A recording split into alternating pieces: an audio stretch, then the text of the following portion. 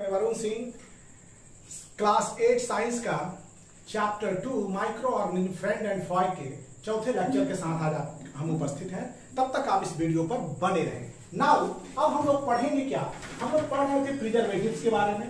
Preservatives में हम लोग पढ़े क्या, प्रिजर्वेटिव्स में पहला था केमिकल मेथड। ये केमिकल मेथड्स को हमने पढ़ाया था। मेथड्स, केमिकल मेथड्स में होता क्या था स्टूडेंट्स, कि केमिकल मेथड्स में सबसे बड़ी बात होती थी कि इनमें सॉल्ट या ऑयल से हम लोग क्या करते थे, यूज करते थे। सॉल्ट एंड इसमें क्या होता था, सॉल्ट प्लस इडिबल ऑयल, मतलब इडिबल ऑयल खाने वाला तेल और सॉल्ट हो गया नमक। और ये केमिकल कॉमन केमिकल थे, ये दोनों क्या थे, केमिकल मेथड में कॉमन केमिकल्स थे। These are the common chemicals. अब क्या होते थे, एंड यूज्ड टू, और ये क्या होते थे, used to check the growth of microorganism, used to check the growth of microorganism. ये माइक्रो ऑर्गेनिज्म के ग्रोथ को चेक करते थे, रोकते थे, ये काम करते थे। और इनका में सबसे और था सॉल्ट और एसिड प्रिजर्वेटिव्स, सॉल्ट और एसिड प्रिजर्वेटिव्स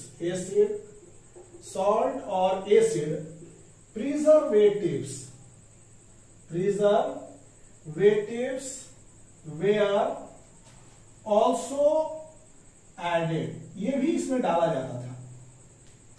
एसिड्स के रूप में अगर बात करेंगे तो सोडियम बेंजोएट, कुछ केमिकल जैसे सोडियम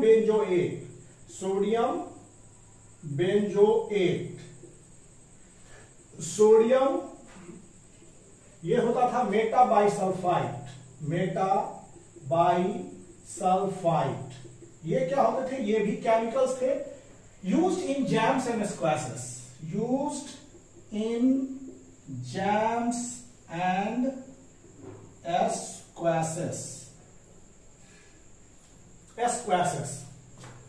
ये जैम्स और स्क्वैशेस में यूज होते थे टू चेक देयर स्पॉइलेज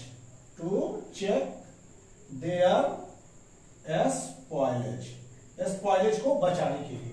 तो सो स्टूडेंट्स, केमिकल मेथड्स में सॉल्ट और इडिबल ऑयल का उपयोग होता था कॉमन केमिकल्स के रूप में। ये ग्रोथ को, माइक्रो ऑर्गेनिज्म के ग्रोथ को चेक करते थे। Salt acid preservatives were also added, जैसे कि कुछ केमिकल सोडियम बेंजोएट और sodium metabisulphite, sodium metabisulphite, ये जैम्स और स्क्वैशेस में यूज होते थे ताकि इनके स्पॉइलेज जो है रुक जाए, इनका स्पॉइलेज ना हो सके।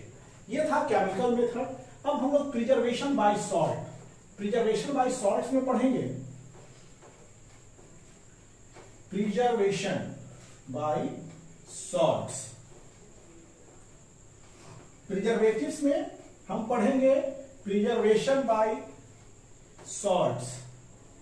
अब प्रिजर्वेशन बाय सॉल्ट, नमक के द्वारा प्रिजर्वेशन, मतलब सॉल्ट मतलब यहां पर बात है, हम लोग किस नमक को खाते हैं, कॉमन सॉल्ट को दूसरा नाम से और इडिबल सॉल्ट बोलते हैं, खाने वाला नमक, इडिबल सॉल्ट। इनका फॉर्मूला होता है आपका NaCl। ये जो था ये भी प्रिजर्वेशन का काम करता था। और ये it is used to preserve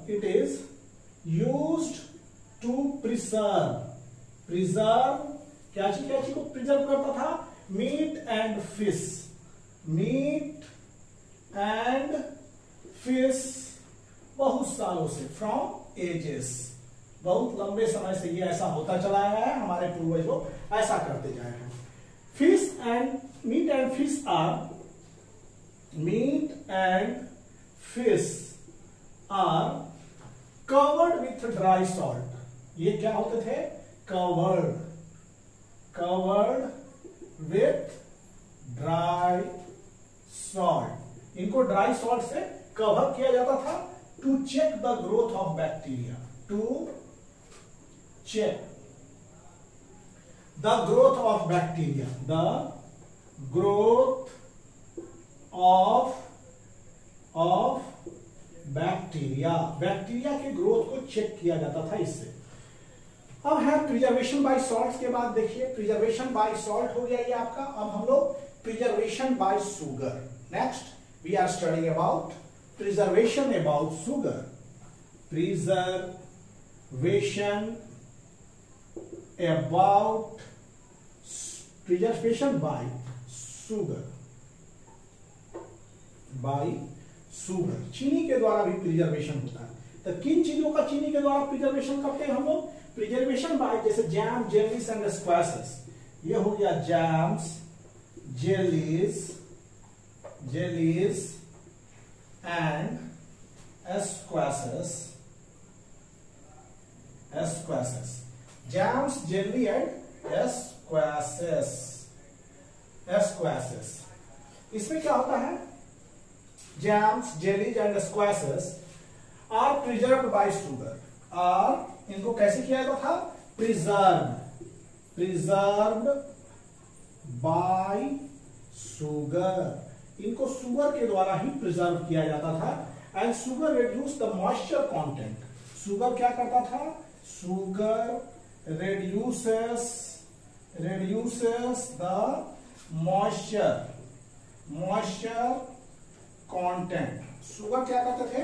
इसके मॉइस्चर कंटेंट को रिड्यूस करते थे, which inhibit the growth of bacteria, which inhibit the growth of bacteria, जो बैक्टीरिया के ग्रोथ को इनहिबिट करता था। And which spoil food, bacteria which spoil food, जो फूड को स्पॉइल करता था, जो फूड को स्पॉइल करता था।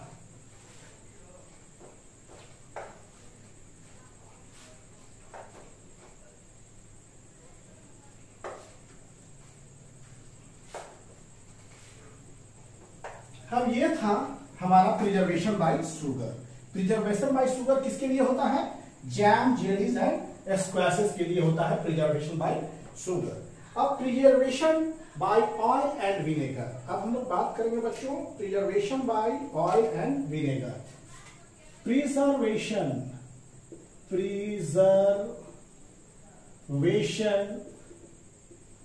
Bye oil and vinegar, oil and vinegar, इनके द्वारा भी प्रिजर्वेशन होता है। So be ready to listen this. Use of oil and vinegar कहां पर लगाते हैं? देखिएगा कि जब भी अचार उचार आम का कटा के आता है तो उसमें क्या करते हैं? हल्दी भी प्रिजर्वेटिव्स का काम कर देता है। और इसमें क्या करते हैं? तेल मिला देते हैं, नमक मिला देते हैं अचार में, ताकि उन पर कोई सूक्ष्म जीव का आक्रमण नहीं हो। तो इसमें क्या होता है? Use of oil and vinegar, use of oil and vinegar, सिरका, हिंदी में हम लोग सिरका कहते हैं। Prevent spoilage of pickle, prevent the spoilage of pickle, ये किसके? Oil and vinegar prevent the spoilage of pickle because bacteria cannot grow in that environment, because bacteria cannot live in such environment, उस environment में वो नहीं रह सकते हैं। तो ये था preservation by oil and vinegar. अब हम लोग प्रिजर्वेशन की बात करेंगे तो अब पढ़ेंगे preservation heat and cold treatment. अब जो नया थिंग है वो भी प्रिजर्वेशन भी है, जैसे कि दूध का पेस्चुराइजेशन, वो भी एक दूध को प्रिजर्व करने का तरीका है। गर्म करके अचानक ठंडा कर देना 70 डिग्री सेंटीग्रेड तक। तो अब पहले हम लोग हीट एंड कोल्ड ट्रीटमेंट करेंगे। रेफ्रिजरेटर में हम लोग फूड को रखते हैं तो ये हीट एंड कोल्ड ट्रीटमेंट। यहां पर हम लोग चलते हैं बच्चों, heat and cold treatment. Heat and cold treatment. Heat and cold treatment में हम लोग जाएंगे। तो इसमें क्या करेगा, आप जानते हैं क्या होता है। सबसे पहले आप जानिए कि बॉइलिंग से क्या होगा। बॉइलिंग, अगर किसी फूड को बॉइल कर रहे हैं, बॉइलिंग क्या कर देता है, kills microorganism, kills microorganism, boiling microorganism को किल कर देता है। We keep food in refrigerators, हम लोग क्या करते हैं, boiling kills many microorganism. हम लोग फूड केप्ट इन रेफ्रिजरेटर, यहां पर food kept in refrigerator, food kept in refrigerator, kept in refrigerator, food kept in refrigerator at low temperature, at low temperature. Food को low temperature पर रखा जाता है, कहां, रेफ्रिजरेटर में। तो क्या करता है, लो टेम्परेचर, देखिए बॉइलिंग जो है ज्यादा टेम्परेचर माइक्रो ऑर्गेनिज्म को किल कर देगा, लो टेम्परेचर जो होगा वो माइक्रो ऑर्गेनिज्म को इनएक्टिव कर देगा।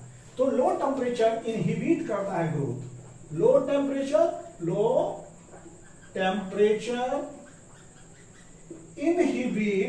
inhibit the growth of microbes,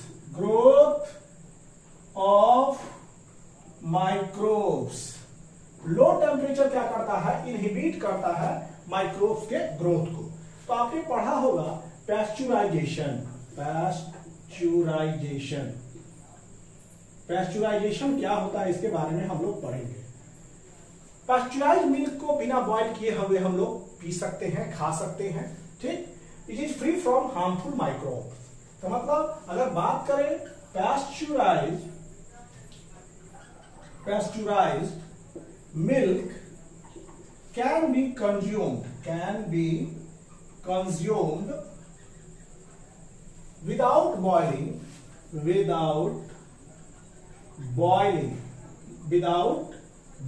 बिना बॉइलिंग के। क्यों, because it is free from microbes। ये छोटे छोटे सूक्ष्म जीवों से क्या है, मुक्त है।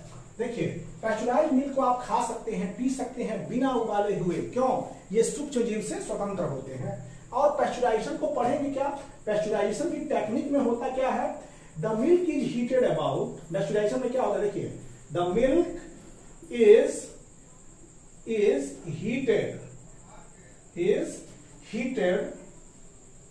heated about, the milk is heated about 70 degree centigrade for 15 to 30 second, 15 to 13 second तक इनको क्या होता है कि उनको गर्म किया जाता है। एंड देन सडनली चिल्ड, और उनको क्या किया, तुरंत ठंडा कर दिया जाता है। एंड स्टोर कर दिया जाता है, and store. This is called pasteurized milk, इसको कहते हैं पैस्चुराइज्ड मिल्क। और ऐसा करने से हम लोग दूध को माइक्रोब से बचा सकते हैं। Doing this we can preserve milk from microbes, इनको हम माइक्रोब से बचा सकते हैं।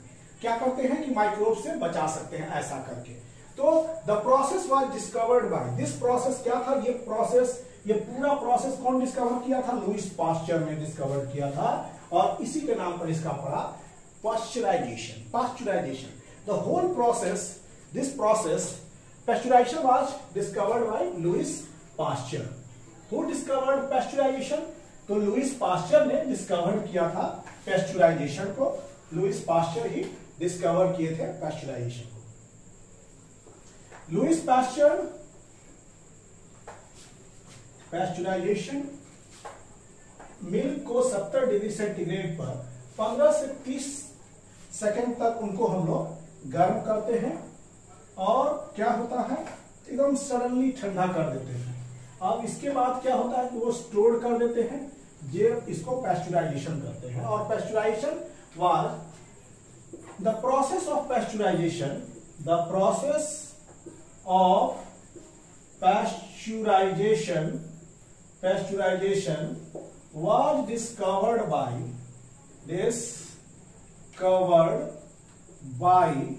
Lewis Pasteur. कौन डिस्कवर किया था? Louis Pasteur. And it is called pasteurization. It is called पैस्चुराइजेशन।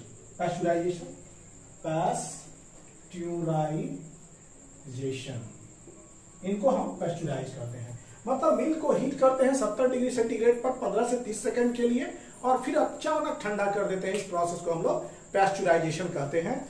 So students, this is pasteurization. अब स्टोरेज एंड पैकेजिंग, अब हम लोग स्टोरेज और फूड के पैकेजिंग की बात करेंगे तो उसमें भी देखते हैं कि अगर आपके कुरकुरे वगैरह जिस चिप्स पैकेट्स में आते हैं, प्लास्टिक्स में आते हैं, उसमें गैस से फिल्ड रहते हैं, नाइट्रोजन गैस। एटमॉस्फेरिक ऑक्सीजन को क्या करते हैं? प्रिवेंट करते हैं, और जिससे माइक्रो ऑर्गेनिज्म का जन्मना कम हो जाता है, माइक्रो ऑर्गेनिज्म ग्रो नहीं कर पाते हैं। तो लंबे समय तक चिप्स और कुरकुरे एक पैकेट में रहते हैं, उनके पीछे क्या है, कैसे वो प्रिजर्व है? बिकॉज ये ऑक्सीडेशन नहीं कर पाते हैं और ऑक्सीडेशन ना होने के कारण इनमें सारा चीज सुरक्षित रहता है। स्टोरेज एंड पैकेजिंग, अब हम लोग देखेंगे स्टोरेज एंड पैकेजिंग। स्टोरेज और पैकेजिंग की बात करेंगे तो इसमें है ड्राई फ्रूट्स एंड वेजिटेबल्स। देखिए आजकल क्या हो रहा है, आज बात करेंगे नाउ अ डेज क्या हो रहा है? ड्राई फ्रूट्स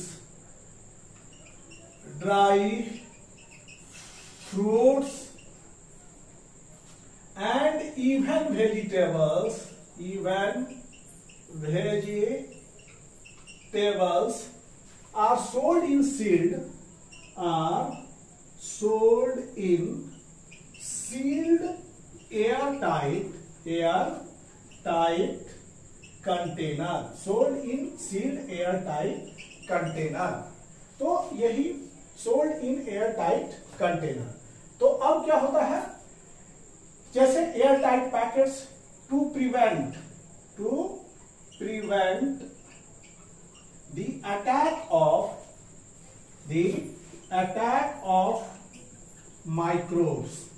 microbes से बचने के लिए ऐसा किया जाता है। अब हम लोग दोस्तों पढ़ेंगे students, sorry you are student so I am going to teach you about nitrogen fixation. Storage और पैकेजिंग में हम यही बताना चाहेंगे कि आज तक जितने भी ड्राई फ्रूट्स और इवन वेजिटेबल्स वगैरह आते हैं तो वो एयर टाइट पैकेट में आते हैं, और ये पैकेट्स जो होते हैं वो नाइट्रोजन से फ्लश किए जाते हैं। और नाइट्रोजन चूंकि क्या होता है कि वो ऑक्सीडेशन से प्रिवेंट कराता है और उसके कारण उसमें माइक्रो ऑर्गेनिज्म नहीं लग पाते हैं और फूड जैसा का तैसा बना रहता है, मतलब it prevents the growth of micro organism. तो अब हम लोग चलेंगे नाइट्रोजन फिक्सेशन। नाइट्रोजन फिक्सेशन पर हमारे प्रकृति में नाइट्रोजन फिक्स होते हैं एटमॉस्फेयर से, लाइटनिंग के द्वारा या सूक्ष्म जीवों की सहायता से भी वो फिक्स होते हैं। हम लोग अब जो टॉपिक पढ़ेंगे ये बहुत बेहतरीन टॉपिक है, इसका नाम है nitrogen fixation. What is nitrogen fixation? तो नाइट्रोजन फिक्सेशन हमारे एटमॉस्फेयर में कितने परसेंट नाइट्रोजन होते हैं? और atmosphere contains 78% nitrogen by volume. मतलब नाइट्रोजन 78% होते हैं हमारे इस एटमॉस्फेयर में। Our atmosphere contains 78% nitrogen by volume. अब इसमें क्या होता है, एटमॉस्फेरिक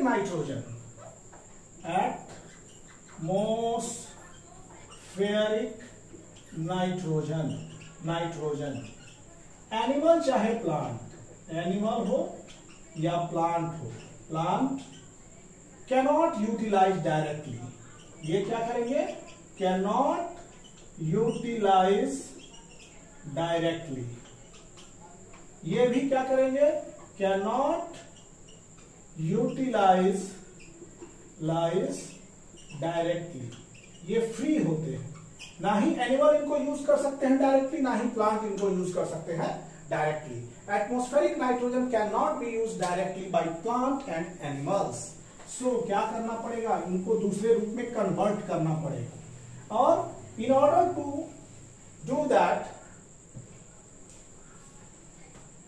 आप जानते हैं कि नाइट्रोजन क्यों रिक्वायर्ड है, nitrogen is required for the growth, nitrogen is required for the growth of plant, plant की growth के लिए बहुत important है, it has first, so इसको क्या करना पड़ेगा, so nitrogen has to be converted into its compound, so nitrogen आप फ्री नाइट्रोजन नहीं ले सकते हैं, नाइट्रोजन पूरा वायुमंडल में है, प्लांट डायरेक्टली उनको नहीं ले सकते हैं, सो नाइट्रोजन को फिक्स होना पड़ेगा, so nitrogen has to be first converted into nitrogenous compound, इनको पहले किस रूप में बदलना पड़ेगा, इनको पहले नाइट्रोजनस कंपाउंड के रूप में बदलना पड़ेगा, नाइट्रोजनस कंपाउंड के रूप में बदलना है, first converted into nitrogenous compound, nitrogenous compound में इनको बदलेंगे, which can be absorbed by the root of plant, जब नाइट्रोजनस कंपाउंड में बदल जाएंगे, नाइट्रोजनस कंपाउंड, तो नाइट्रोजनस कंपाउंड, नाइट्रोजन जब कंपाउंड के रूप में आ जाएगा, nitrogenous compound can be absorbed by the root of plant, ये पौधों के रूट के द्वारा आसानी से लिए जा सकते हैं। तो यही चीज होना चाहिए कि देखिए हमारे एटमॉस्फेयर में 78% नाइट्रोजन है, फिर भी पौधे क्या करते हैं, इनको डायरेक्टली या एनिमल इनको डायरेक्टली नहीं ले सकते हैं, नाइट्रोजन रिक्वायर्ड होता है प्लांट के ग्रोथ के लिए, so you should know nitrogen क्यों जरूरी है बच्चों, for growth of plant and animals के लिए भी बहुत जरूरी है, ये प्रोटीन का कंपोनेंट होता है, न्यूक्लिक एसिड का कंपोनेंट होता है, और प्रोटोप्लाज्म में भी ये नाइट्रोजन बहुत ज्यादा मात्रा में है, सो नाइट्रोजन को पहले उसको नाइट्रोजनस कंपाउंड में बदलना पड़ेगा, nitrogen has to be change in nitrogenous compound, और ये nitrogenous compound absorb by the root of plant, ये रूट से ही नाइट्रोजन जाता है, नॉट हवा से वो खींच लेते हैं, पौधे हवा से नाइट्रोजन नहीं खींचते हैं, कहां से मिलता है इनको, रूट से ही नाइट्रोजन प्राप्त होता है, क्योंकि वहां कंपाउंड के रूप में ही वो नाइट्रोजन ले सकते हैं, एयर से वो डायरेक्ट नाइट्रोजन नहीं ले सकते हैं, एयर से डायरेक्ट कार्बन डाइऑक्साइड ले लेंगे स्टोमाटा से, लेकिन नाइट्रोजन वो हवा से नहीं लेते हैं, वो रूट से ही लेते हैं। जब nitrogen, the process of converting nitrogen gas off atmosphere, इस अब यहां पर देखेंगे नाइट्रोजन फिक्सेशन, नाइट्रोजन फिक्स होते हैं, एक फ्री नाइट्रोजन होते हैं जो स्वतंत्र रहते हैं, एक नाइट्रोजन दूसरे नाइट्रोजन ऑक्साइड के रूप में, नाइट्रेट के रूप में, नाइट्राइट के रूप में रहते हैं, तो नाइट्रोजन फिक्स्ड कहलाते हैं, और ये N2 जो है ये फ्री नाइट्रोजन कहलाता है, अगर यही इसका NO3 माइनस NO2 हो गया, ये कंपाउंड के रूप में है, ये फिक्स्ड नाइट्रोजन कहलाए, दीज आर द फिक्स्ड, ये फिक्स्ड नाइट्रोजन, ये फ्री नाइट्रोजन, ये नाइट्रोजन फ्री है N2। तो नाइट्रोजन फिक्सेशन क्या है, the process of converting, the process of converting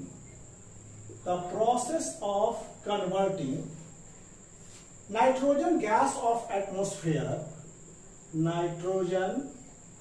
process of converting nitrogen gas of atmosphere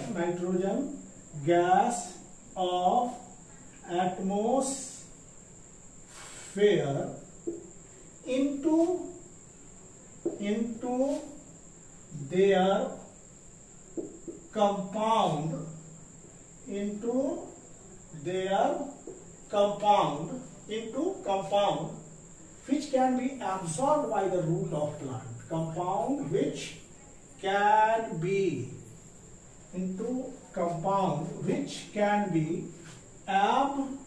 absorbed by the roots of plant, जो पौधे के रूट के द्वारा एब्जॉर्ब होते हैं। ठीक है, this is called nitrogen fixation. This is nitrogen fixation. इन्हीं को नाइट्रोजन फिक्सेशन कहते हैं। देखिए, पौधे फ्री नाइट्रोजन को ग्रहण नहीं करते हैं, तो एटमॉस्फेयर में जो फ्री नाइट्रोजन है उसको हम लोग उसको कंपाउंड में बदला जाता है, और वो कंपाउंड के रूप में ये मिट्टी से रूट के द्वारा नाइट्रोजन को एब्जॉर्ब करते हैं। इसको कहते हैं nitrogen fixation. This is nitrogen fixation. Nitrogen स्थिरीकरण उसको बोलते हैं, नाइट्रोजन स्थिरीकरण। नाइट्रोजन फिक्सेशन कैसे होता है इसके बारे में हम लोग समझेंगे। इसके बाद हम लोग नाइट्रोजन साइकिल को पढ़ेंगे। Nitrogen fixation. Nitrogen gas is free nitrogen. N2 gas क्या होते हैं? ये फ्री नाइट्रोजन होते हैं, फ्री नाइट्रोजन। नाइट्रोजन गैस ये मुक्त रूप में होते हैं, फ्री नाइट्रोजन। लेकिन नाइट्रोजन कंपाउंड की बात करेंगे, नाइट्रोजन कंपाउंड का जहां तक बात करेंगे, nitrogen compound is, nitrogen compound जैसे नाइट्रेट हो गया, NO3 नाइट्रेट, खासकर आप लिख सकते हैं नाइट्रेट। नाइट्रेट इज, ये हो गया फिक्स्ड नाइट्रोजन। ये क्या हो गया? Fixed nitrogen. ये फिक्स्ड नाइट्रोजन हो गए बच्चे। N2 gas free nitrogen, nitrogen compound का अर्थ है नाइट्रेट के रूप में, ये फिक्स्ड नाइट्रोजन है। अब nitrogen gas off atmosphere, nitrogen gas off atmosphere can be fixed by following process. Fixed by following process. निम्नलिखित विधियों से नाइट्रोजन गैस का फिक्सेशन होता है। First, by nitrogen fixing bacteria. पहला क्या हो गया? By nitrogen fixing bacteria. Nitrogen fixing bacteria एक नाइट्रोजन फिक्सिंग बैक्टीरिया के द्वारा होता है। दूसरा होता है लाइटनिंग के द्वारा, rhizobium bacteria. Rhizobium bacteria present in the root nodules of leguminous plant. Root nodules of leguminous plant. जैसे लेगुमिनस प्लांट दलहन के पौधे में क्या है, उनके रूट्स में गांठ होते हैं, ये गांठ, और खासकर इसका सेक्शन काटिएगा तो गुलाबी नजर आएगा, उसमें लेग हीमोग्लोबिन होता है। इसको सेक्शन काटिएगा तो गुलाबी निकलेगा, इसमें जो हीमोग्लोबिन, हम लोग में ब्लड हीमोग्लोबिन होता है, इसमें लेग हीमोग्लोबिन रहता है। तो rhizobium bacteria is present in the root nodules of leguminous plant. तो ये जो होता है ये भी फिक्स करता है rhizobium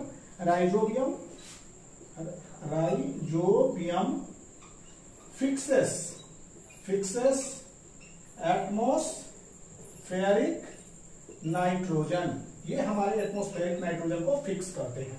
third, by blue green algae. एक होता है ब्लू ग्रीन एल्गी, ये भी नाइट्रोजन को नाइट्रोजन कंपाउंड में बदलता है।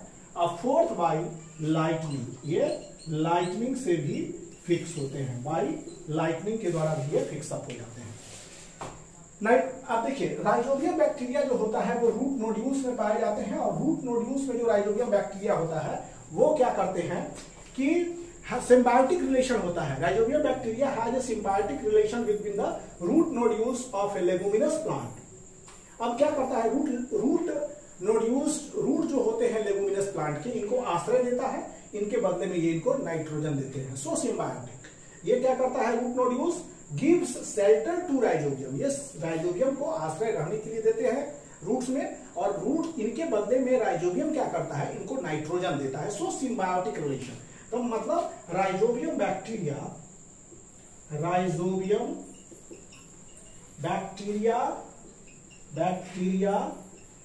have symbiotic association with root nodules के साथ इनका सिम्बायोटिक रिलेशन होता है। सब नाइट्रोजन फिक्सिंग बैक्टीरिया फ्रीली रहते हैं, कुछ नाइट्रोजन फिक्सिंग मिट्टी में ही रहेंगे लेकिन फ्री रहेंगे।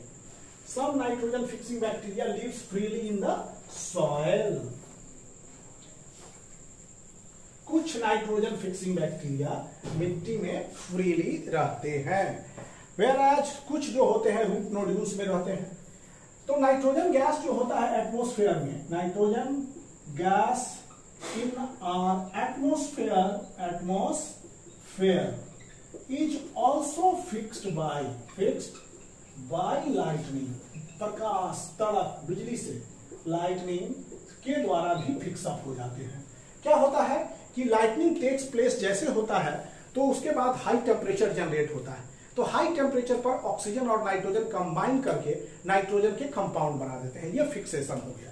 मतलब स्काई में क्या होता है, lightning takes place in sky, जब लाइटनिंग टेक्स प्लेस होता है स्काई में तो during thunderstorm high temperature is produced, बहुत ज्यादा टेम्परेचर प्रोड्यूस होता है एटमॉस्फेयर में, nitrogen and oxygen combine to form nitrogen compound, और ये nitrogen compound dissolve in rain water and falls as rain. देखिए अब यहाँ पर बच्चों हम लोग एक बात करेंगे लाइटनिंग के द्वारा, nitrogen fixing by lightning, nitrogen fixation by lightning, by lightning मतलब प्रकाश। देखिए यहां बादल है आपके, ये 70 नाइट्रोजन है हमारे वायुमंडल में एटमॉस्फेयर, यहां ऑक्सीजन है, लाइटनिंग, ये लाइटनिंग में क्या हुआ, हाई टेम्परेचर जनरेट हुआ, हाई टेम्परेचर आफ्टर लाइटनिंग, तो ये नाइट्रोजन और ऑक्सीजन कंबाइन करके ये फॉर्म्स नाइट्रोजन कंपाउंड, ये नाइट्रोजन ऑक्साइड बना दिए। ठीक, ये नाइट्रोजन के ऑक्साइड बना दिए, और जब पानी का बूंद पड़ता है ये नाइट्रोजन ऑक्साइड है, और ये प्लस वाटर के साथ मिल करके ये इसके साथ रिएक्ट कर जाते हैं। ठीक, तो ये हो गया H2NO2, मतलब ये जो है कंपाउंड ये मट्टी में आके मिलते हैं, यही कंपाउंड नाइट्रस ऑक्साइड, ये नाइट्रोजन के कंपाउंड रेन वाटर के साथ वो धरती पर गिरते हैं फिक्स रूप में, जो कि पौधे के लिए बहुत बेटर होते हैं। ये नेचुरल हम लोग का लाइटनिंग के द्वारा फिक्सेशन यहाँ भी हो रहा है, राइजोबियम बैक्टीरिया भी करता है नो डाउट, और यहाँ लाइटनिंग से क्या होता है कि हमारे वायुमंडल के ऑक्सीजन और नाइट्रोजन फिक्स कर देते हैं, और फिक्स करके एक कंपाउंड बनाते हैं, और वो कंपाउंड जब नाइट्रोजन के ऑक्साइड, देखिए नाइट्रोजन और ऑक्सीजन मिलेगा तो नाइट्रोजन का ऑक्साइड बनेगा, और ये नाइट्रोजन ऑक्साइड जब बारिश पड़ेगा, ये पानी, तो H2O पानी को कहते हैं, पानी जल, ये इसके साथ ऑक्साइड मिल करके नाइट्रोजन का कंपाउंड बना देगा, और वो वर्षा के बूंद के साथ धरती पर गिर जाएंगे, और गिरने के बाद क्या होगा कि ये नाइट्रेट रिच बना देंगे, इसको प्लांट ले सकते हैं फॉर देयर हेल्दी सर्वाइवल। तो so this is one of the method of fixing, ये भी एक फिक्सिंग का मेथड्स है, मतलब कैसे फिक्सअप होता है।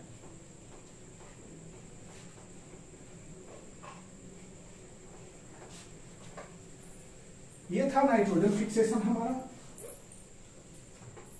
अब यहां पर हम लोग पढ़ेंगे nitrogen cycle, fixation has been ended, अब चल रहे हैं नाइट्रोजन साइकिल की ओर चलेंगे। नाइट्रोजन का साइकिल चलना जरूरी है क्योंकि तभी पर्यावरण संतुलित होगा। नाइट्रोजन साइकिल, इसके बारे में हम लोग पढ़ेंगे। तो सर्कुलेशन ऑफ नाइट्रोजन एलिमेंट, यहां पर देखिएगा, circulation of nitrogen element, circulation of nitrogen element through living things living thing के द्वारा नाइट्रोजन का सर्कुलेशन। लिविंग थिंग में कौन कौन आ गए आपके, प्लांट और animals, plant and animals. Living thing के द्वारा सर्कुलेशन हो रहा है, लिविंग प्लांट एंड एनिमल, ये दोनों प्लांट एंड एनिमल क्या करते हैं, plant and animal and non living environment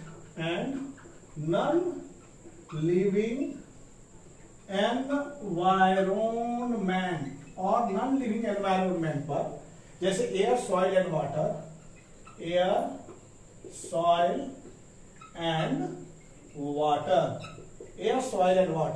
is called nitrogen cycle. इनको क्या कहते हैं हम लोग, इनको कहते हैं हम लोग नाइट्रोजन साइकिल कहते हैं। देखिए circulation of nitrogen element living thing से नॉन लिविंग थिंग के बीच जो सर्कुलेशन चल रहा है, इसको हम लोग कहते हैं नाइट्रोजन साइकिल। इस साइकिल को हम साइकिल में देखेंगे। इसके लिए हम एक फिगर बना रहे हैं जिसको गौर से देखिएगा कि किस तरह से नाइट्रोजन साइकिल आपका पूरे एनवायरमेंट में रन कर रहा है। तो यहां पर हम लोग एक साइकिल बनाएंगे और ये साइकिल है नाइट्रोजन साइकिल का। देखिए यहां पर है आपका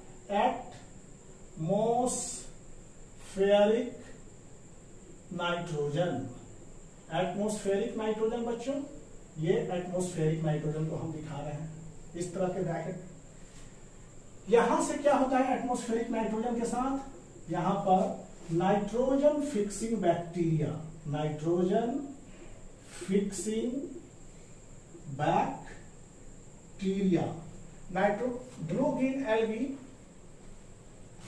blue green algae and lightning he fix करता है। आप देखे हैं lightning, nitrogen fixing bacteria, blue lightning fix क्या करते हैं, फिक्स एटमॉस्फेरिक नाइट्रोजन। देखिए बच्चों यहां पर कि नाइट्रोजन फिक्सिंग बैक्टीरिया और blue green algae, nitrogen fixing bacteria कौन, blue green algae and lightning, प्रकाश जैसे चमक, बिजली का चमक, वो भी नाइट्रोजन को क्या करते हैं, एटमॉस्फेरिक नाइट्रोजन को फिक्स करते हैं। अब ये क्या करते हैं फिक्स करने के बाद, ये लाते हैं compound of nitrogen in soil. यहां पर ये हो गया कंपाउंड, ऐसे आ रहा है देखिए nitrogen fixation, compound of nitrogen in soil, ये compound of nitrogen in soil हो गया। अब देखिए एक डीनाइट्रीफाइंग बैक्टीरिया होता है, इसको याद ही कर लीजिएगा कि डीनाइट्रीफाइंग बैक्टीरिया जो होता है फिक्स्ड नाइट्रोजन को नाइट्रोजन गैस में बदल देता है। यहां पर एक बच्चों ध्यान में रखेंगे, denitrifying bacteria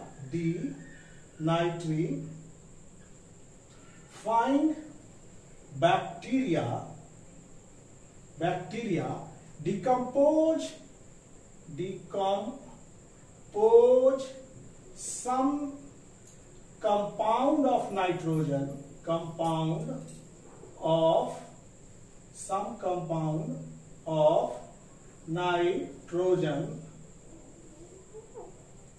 some compound of nitrogen, into nitrogen